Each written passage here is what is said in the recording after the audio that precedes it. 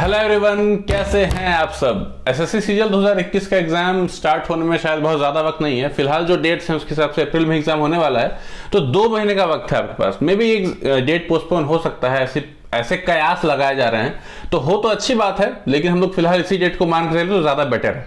तो 2 महीने का वक्त है, तो इस टाइम में ये वेरीफाई करना बहुत जरूरी है कि जो भी आप पढ़ रहे हैं वो रेलेवेंट हो। ऐसा नहीं हो कि आप अपने ईगो को सेटिस्फाई करने के लिए पढ़ रहे हो और कुछ इरेलेवेंट आप पढ़ना शुरू कर चुके हो लेकिन आपको आइडिया नहीं है, या फिर आप कुछ रेलेवेंट ही पढ़ रहे हैं लेकिन इरेलेवेंट तरीके से। तो इस दोनों चीज को वेरीफाई करना बहुत जरूरी है। तो इस वीडियो में मैं इसी से रिलेटेड कुछ बात करूंगा। तो बिना देर किए शुरू करते हैं इस वीडियो को। शुरू करने से पहले मैं मॉक टेस्ट की इंपॉर्टेंस पे प्रकाश डालना चाहूंगा। ओलिव बोर्ड और एसएससी ट्यूब, ये दोनों एसएससी की प्रिपरेशन के लिए वेबसाइट्स थे। अब इन दोनों का मर्जर हो गया है, और अब क्या है कि मर्जर के बाद ओलिव बोर्ड ने बहुत अच्छे मॉक्स डिजाइन करने शुरू किए हैं, जिनको आप फ्री ऑफ कॉस्ट अटेम्प्ट कर सकते हैं। सैटरडे संडे को ये मॉक्स होते हैं। डिस्क्रिप्शन बॉक्स में लिंक है। अगर आप एसएससी सीजीएल 2021 टियर 1 या आरआरबी एनटीपीसी सीबीटी 2 या फिर आरआरबी ग्रुप डी के लिए प्रिपरेशन कर रहे हैं, तो इन मॉक्स को आप फ्री में अटेम्प्ट कर सकते हैं। लिंक पे जब आप क्लिक करेंगे तो आपको कुछ इस तरीके का इंटरफेस दिखेगा। इसमें आप फ्री में अपना ईमेल आईडी से रजिस्टर कर सकते हैं और फ्री में मॉक टेस्ट को अटेम्प्ट कर सकते हैं। फ्री मॉक्स को अटेम्प्ट करने का फायदा ये होता है कि इसको मैक्सिमम लोग अटेम्प्ट करते हैं और आपको ज्यादा रियलिस्टिक व्यू पता चलता है कि आप उन लोगों के बीच कहां स्टैंड करते हैं। तो हर वीक सिर्फ सैटरडे और संडे को आप ये मॉक्स दे सकते हैं, और 1000 लोगों ने इस मॉक्स को दिया है, उनका रिव्यू बहुत अच्छा रहा। तो आप भी जाइए, अटेम्प्ट कीजिए इन मॉक्स को और बताइए कमेंट सेक्शन में कि आपके स्कोर्स कितने आ रहे हैं। तो सीजीएल 2021 के लिए अगर प्रिपेयर कर रहे हैं तो मेरा पहला जो सजेशन है वो ये है कि अभी का जो वक्त है, इस वक्त अगर आपका ये कंसर्न है कि मेरा जीके कंप्लीट नहीं हुआ है, जीके मुझे काफी कुछ पढ़ना है, काफी कुछ कवर करना बाकी रह गया है, या फिर आप आखिरी 2 महीने आपने जीके के लिए ही बचा के रखे थे, तो जीके को मत पढ़िएगा। सुन के शायद आपको थोड़ा अजीब लगे, लेकिन ये मेरा बिल्कुल ऑनेस्ट सजेशन है। 4 बार मैंने अटेम्प्ट दिया और चारों बार ये बात हर बार प्रूफ हुई है कि जो जीके के लिए सबसे कम टेंशनाइज्ड है उसने सबसे अच्छा परफॉर्म किया है एग्जामिनेशन हॉल में जाके। एसएससी का जो पैटर्न हो गया है, खासतौर से एसएससी सीजीएल का, जीके में वो कुछ भी पूछ रहा है। अब आप कुछ भी प्रिडिक्ट नहीं कर सकते कि जीके में ये इंपॉर्टेंट है और ये नहीं। वो कहीं से भी क्वेश्चन उठा के दे देगा और आप हक्के बक्के रह सकते हैं एग्जामिनेशन हॉल में। फॉर एग्जाम्पल कि आपने ऐसा डिसाइड कर रखा है कि मैंने इकोनॉमिक्स बिल्कुल नहीं पढ़ा है, या आखिर 2 महीने में ही पढ़ूंगा, या हिस्ट्री मेरा पूरा बचा हुआ है, मैंने बिल्कुल नहीं टच किया है उसको मुझे कवर करना है, तो उसको वैसे का वैसे ही रहने दीजिए। क्या पढ़ना है जीके में? तो वही पढ़ना है जो आपने अभी तक पढ़ा है। जो आपने अभी तक पढ़ा है उसी को बस आपको रिवाइज करके जाना है। फॉर एग्जाम्पल लाइक हिस्ट्री में मुगल अंपायर, या फिर मॉडर्न हिस्ट्री का जो पार्ट है इंडियाज रिवॉल्यूशन फॉर फ्रीडम, तो ये कुछ ऐसे टॉपिक्स होते हैं जो कि बहुत ही जेनरिक है, बहुत ही इंपॉर्टेंट है। कॉमन सेंस का आदमी भी बोल देगा कि हाँ काफी इंपॉर्टेंट है। तो ये सब ऐसे टॉपिक्स हैं जो कि आपको पढ़ा हुआ होना चाहिए, और डेफिनेटली अभी तक आपने पढ़ भी लिया होगा, लेकिन काफी सारे फैक्ट्स ऐसे हैं जो हम लोग भूल जाते हैं, तो उसको बस आपको रिवाइज करना है। इस टाइम में कोई भी सब्जेक्ट आपको जीके का स्टार्ट नहीं करना है। जो टाइम आप जीके में देना चाहते हैं उससे बेटर है कि वो टाइम आप रीजनिंग में दें, मैथ्स में दें। क्योंकि रीजनिंग की बात करें तो रीजनिंग अब टफ आने लगी है, पहले टफ नहीं आती थी।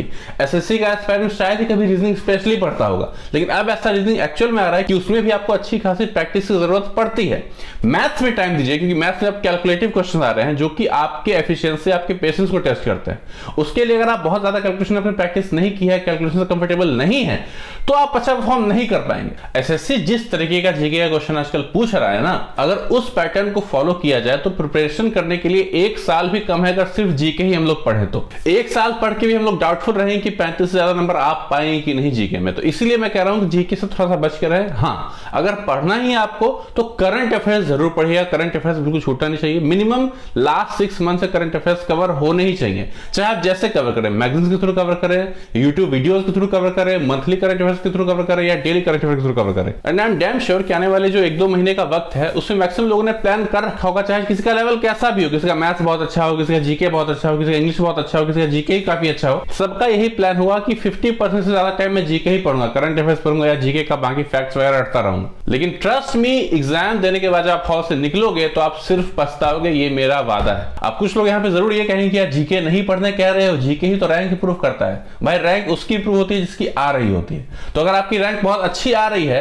अगर आप 160 प्लस कंटिन्यूअसली स्कोर कर रहे हो मॉक्स में, तो फिर आपका जीके में फोकस करना बनता है, क्योंकि आपका बाकी सारा पोर्शन बिल्कुल 10 कवर्ड है। लेकिन बाकी 3 सेक्शन में अगर आप 120 प्लस स्कोर भी नहीं कर रहे हो और तब आप जीके में बहुत ज्यादा एफर्ट किए जा रहे हो, तो ये कंप्लीटली बहुत ही बड़ी बेवकूफी है। हर एक इंसान की कैपेबिलिटी अलग होती है, उसका प्रिपरेशन करने का तरीका अलग होता है। आपको वो चीज एक्सेप्ट करनी है और उसके हिसाब से प्रिपरेशन करना है। हर कोई टॉपर नहीं बन सकता है, हर कोई 180 प्लस स्कोर नहीं कर सकता है। तो आप जितना स्कोर कर रहे हो और आपकी जितनी कैपेसिटी है उसके हिसाब से ऑप्टिमम परफॉर्मेंस क्या हो सकती है, ये आपको डिसाइड करना होता है। मॉक टेस्ट के रिगार्डिंग एक इंपॉर्टेंट बात मैं आप लोगों को बताना चाहूंगा कि अगर आप मॉक अटेम्प्ट कर रहे हो तो कोशिश करो कि 55 मिनट में आप मॉक्स को सबमिट कर दिया करो। ऐसा मैं क्यों कह रहा हूं, क्योंकि एग्जामिनेशन हॉल में जब आप एग्जाम देने जाओगे ना, तो वहां पे दो चीजें होती हैं। एक तो प्रेशर बहुत ज्यादा होता है, टाइम ऐसे ही आप थोड़ा ज्यादा वेस्ट करने की टेंडेंसी रखोगे, प्लस वहां का जो इंटरफेस होता है वो भी आपका थोड़ा ज्यादा टाइम लेता है।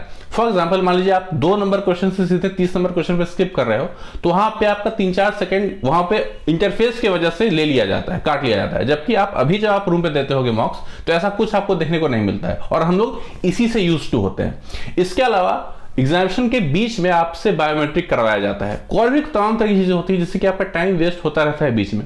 तो अगर आप मॉक्स को 55 मिनट में खत्म नहीं कर रहे हैं, सबमिट नहीं कर रहे हैं, उसकी आदत नहीं है आपको, तो एग्जामिनेशन हॉल में कुछ क्वेश्चंस आपके छूटने ही छूटने वाले हैं, जो कि आपको आते रहेंगे, लेकिन फिर भी आप टाइम के कमी की वजह से छोड़ना पड़ेगा आपको। And last and the most important advice, preparation कीजिए, बहुत अच्छे से प्रिपरेशन कीजिए, लेकिन रैंक लाने के लिए नहीं, एग्जाम क्रैक करने के लिए नहीं, रेग्रेट नहीं रखने के लिए। मान लीजिए किसी एग्जाम में 8112 वैकेंसीज हैं, तो आप सोचिए कि जो 8113वां रैंक जो लाएगा, क्या वो बेवकूफ है, क्या वो गधा है? नहीं, बिल्कुल भी नहीं। उसने भी उतना ही एफर्ट किया था, लेकिन शायद कुछ ऐसे फैक्टर्स हो गए जिससे कि he was not able to make it to the merit list. तो अगर आपने कंप्लीटली अपना माइंडसेट ये बना रखा है कि मुझे तो रैंक लाना ही लाना है, मुझे सिलेक्ट होना ही होना है, और तब अगर सिलेक्शन आपका नहीं होता है तो बहुत दुख होता है, दिल टूट जाता है, फिर आप में कॉन्फिडेंस नहीं बचता है कुछ और करने के लिए। आपको आपके अंदर से ना एक फीलिंग आने लगेगी, I am not just good enough, मैं तो किसी काम के लिए सही नहीं हूं। इस टाइप का नेगेटिविटी आपके दिमाग में आ सकता है। हमेशा कोशिश कीजिए कि मुझे एफर्ट पूरा करना है। हाँ, मुझे सीजीएल के थ्रू एक जॉब चाहिए, उसके लिए जितना एफर्ट मुझे लगता है या मुझसे हो सकता है मैं करूंगा, बाकी भगवान के भरोसे, बाकी होगा नहीं होगा वो बात की बात है। मुझे अपना एफर्ट कर देना है ताकि बाद में अफसोस नहीं रहे मुझे, अरे यार काश उस टाइम थोड़ा मेहनत कर लिया होता तो जिंदगी कुछ और होती। नहीं, जितना एफर्ट मुझे करना था मैंने कर दिया था उसी टाइम। जॉब हुई नहीं हुई कोई बात नहीं, मैं खुश हूं, मैं कुछ और करने की कोशिश करूंगा, मेरे लिए वो नहीं था। ये पॉजिटिविटी आपके अंदर रहेगी, और जिंदगी अच्छी तरीके से जीने के लिए, खुशी के साथ जीने के लिए आपको कोई एग्जाम पास करने की जरूरत नहीं है। अगर आप एग्जाम पास नहीं भी कर पाते हैं, कोई बहुत बड़ी जॉब नहीं लगती है, छोटी जॉब ही लगती है, फिर भी आप खुश रह सकते हो, क्योंकि खुशी जो है वो आपके एटीट्यूड, आपके पॉजिटिविटी पे डिपेंड करती है। So work hard not to just pass an exam, but to avoid all kind of regrets that you might have in your future. Thank you.